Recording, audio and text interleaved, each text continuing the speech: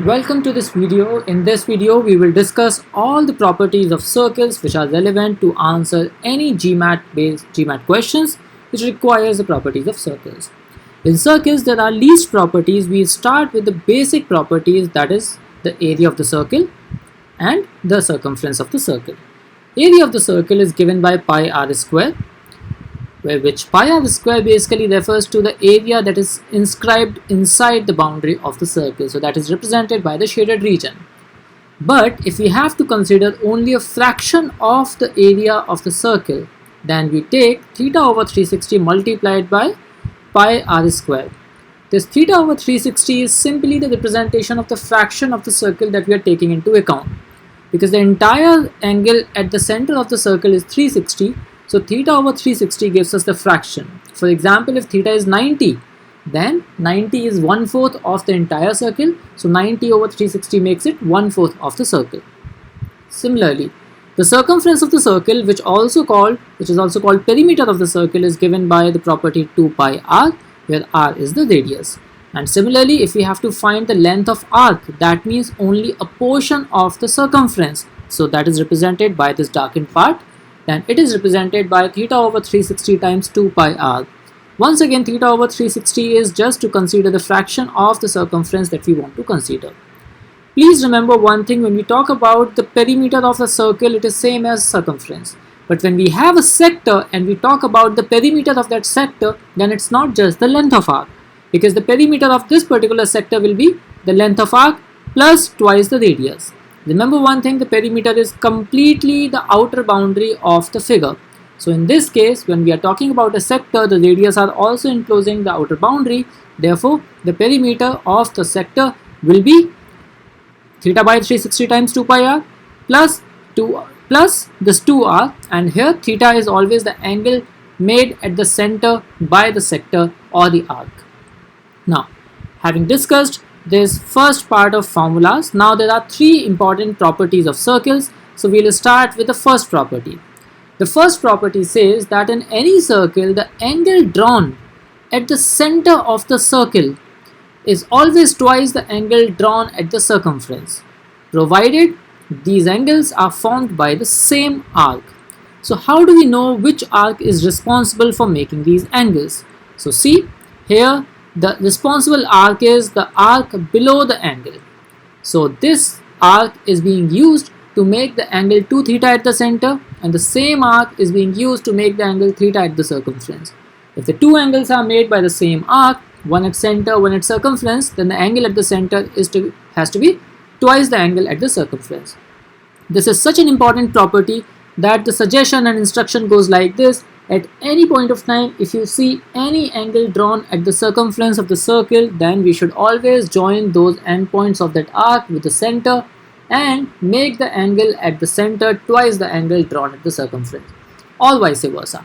So these properties should serve the purpose of inspiration for us to make several required constructions in the figure.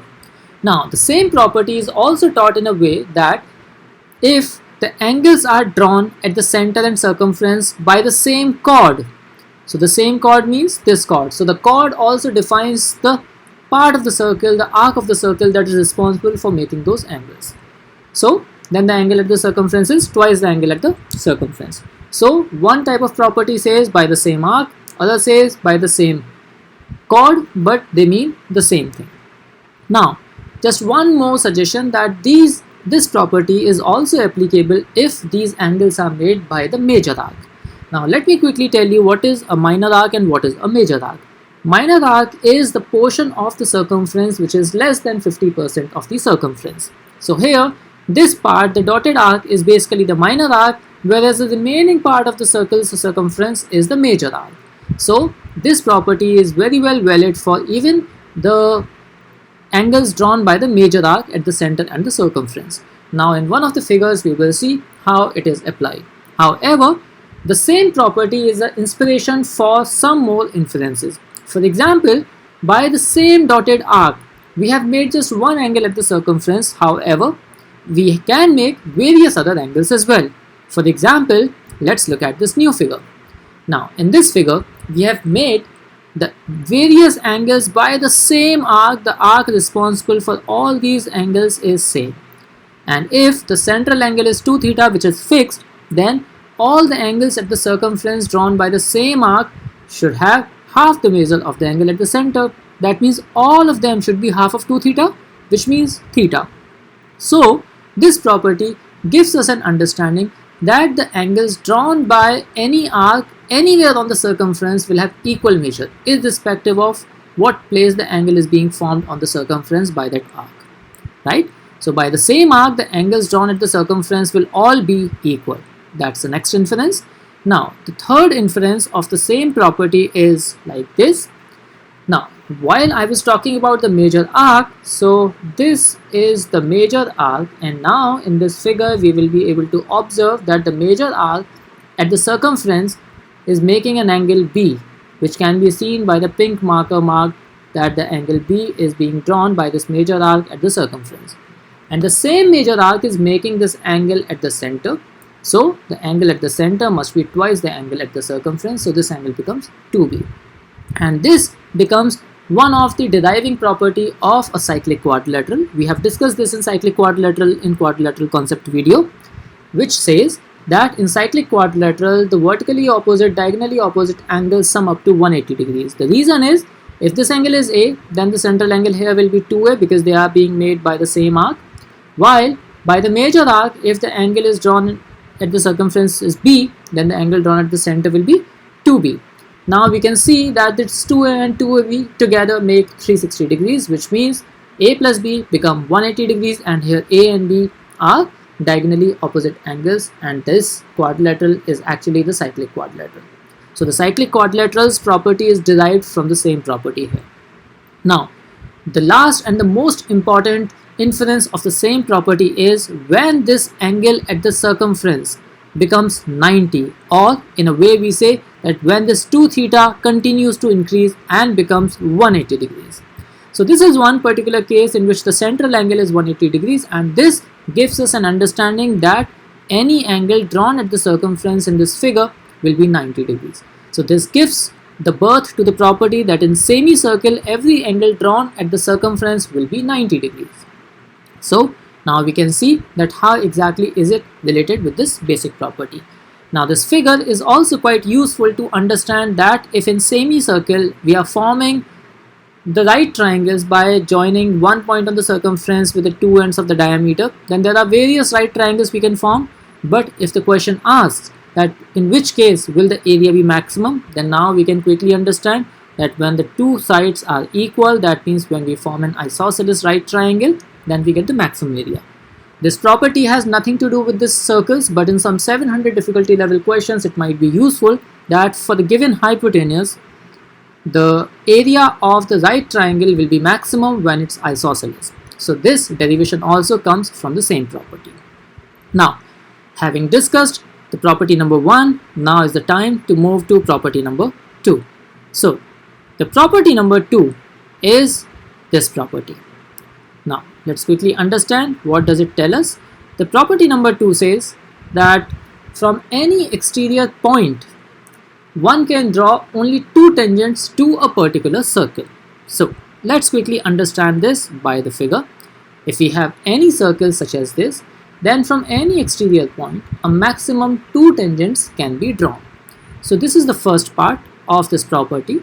Now the second part of this is that both the tangents will be equal, which means the first tangent will be same as the second tangent. And this is really useful because sometimes we have questions in which we have two tangents drawn on a circle from one point, and we need to make sure that we equate them so that we can proceed further in the question. These little observations can be quite useful and instrumental in answering the questions. Now, there is a third aspect to this property as well, that whenever we see such tangents, then the point of tangency should be joined with the center of the circle, because the point of tangency when joined with the center of the circle, it makes a 90 degrees. So in figure it looks like this. So at any point of time, if you see a tangent to a circle, our very first construction should be to join the point of tangency with the center of the circle and mark the angle 90 degrees, because directly or indirectly this information is going to be used to answer the question. So here ends the property number 2. Now we will quickly move to the next property, that is property number 3. Now property 3 says that a perpendicular dropped on any chord from the center of the circle always bisects the chord. So let me quickly tell you what a chord is. Chord is any line joining 2 points on the circumference. So the moment we have any chord such as this, and if you drop a perpendicular on the chord from the center of the circle, it always bisects the chord, or vice versa. Vice versa means if you have a chord and if you join the midpoint of the chord with the center of the circle, then the line will be perpendicular to the chord. It is simply by the symmetry of the figure, because the figure will be symmetric if I extend this green line up and down. So these are the 3 important properties, and these 3 important properties should serve the purpose of catalyst for any construction that is needed to answer the question based on circles. The moment we see the tangent, we should join the point of tangency with the center of the circle and mark angle 90 degrees. When we see a chord in the circle, we should drop the perpendicular on the chord from the center of the circle and mark this angle 90 degrees. In a circle, another very important construction that is often seen is joining the center of the circle with any point that we find on the circle's circumference. So, and call it radius, because one way or the other, this information is going to be used to answer the question. Now, that's all about the circles, and now we will see how these properties can be applied effectively to answer the questions. Thank you so much for watching this video.